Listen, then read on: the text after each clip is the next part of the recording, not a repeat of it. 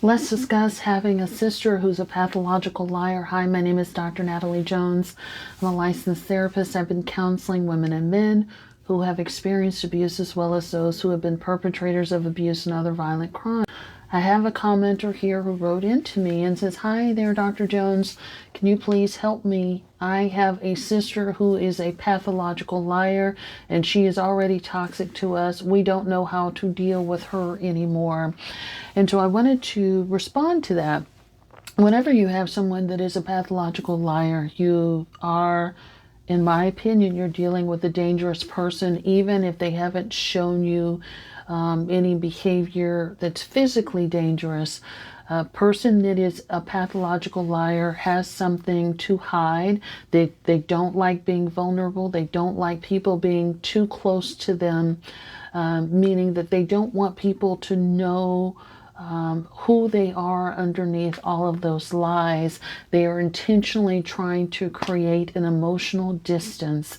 And someone who is intentionally trying to create emotional distance is very unpredictable. You cannot trust them.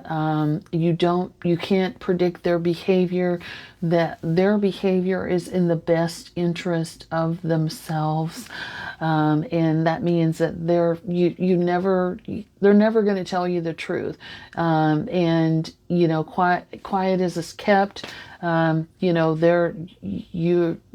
To me, if a person can lie like that, they could do any number of things that are serious and or dangerous, if they're supposed to be a family member. So that means to me that she doesn't trust you. She wants to paint a particular narrative that you guys can believe. So it's up to you what you want to do with that information. In my experience, whenever you're dealing with someone that's a pathological liar like that, it's only a matter of time before they hurt you or cause serious harm. And they're hurting you can come in a number of ways, whether they lie on you, whether they steal from you, whether they invite some sort of chaos into your life, whether they're getting caught up in the criminal justice system. It's only a matter of time. It could be any number of things. There could be violence and volatility that follows, but there's usually something else that goes along with a person that's a pathological liar, because lying to them is like breathing, and so that behavior is going to catch up. So you have to decide what you will and will not put up with. If you even want to put up with that. It sounds like, she's already toxic to you, so you've already seen a number of behaviors.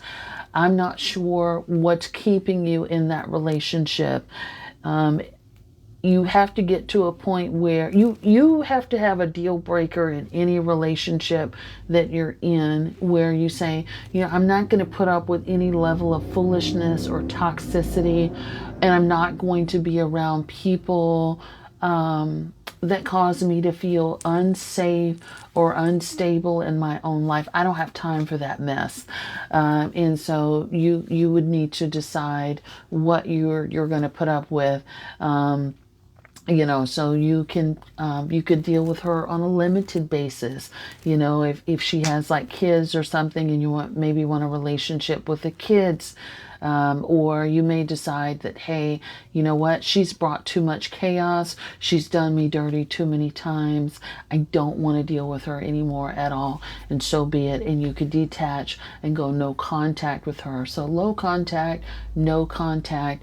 If you decide to keep things as they are, you're basically signing on to, accept whatever sort of chaos and turmoil and other stuff that she brings in your life, because she's already, in my experience, I have not met anybody who's a pathological liar that has changed from that pathological lying behavior. They may be able to you know, they may have glimmers of truth in the lies that they tell, where they may tell the truth sometimes, and that's usually what makes a liar really good, because there's like a thread of truth in each lie that they tell, but you never know who you're dealing with, and to me that's a dangerous person. So I've laid it out for you. You choose accordingly. Hope that helps. Thank you.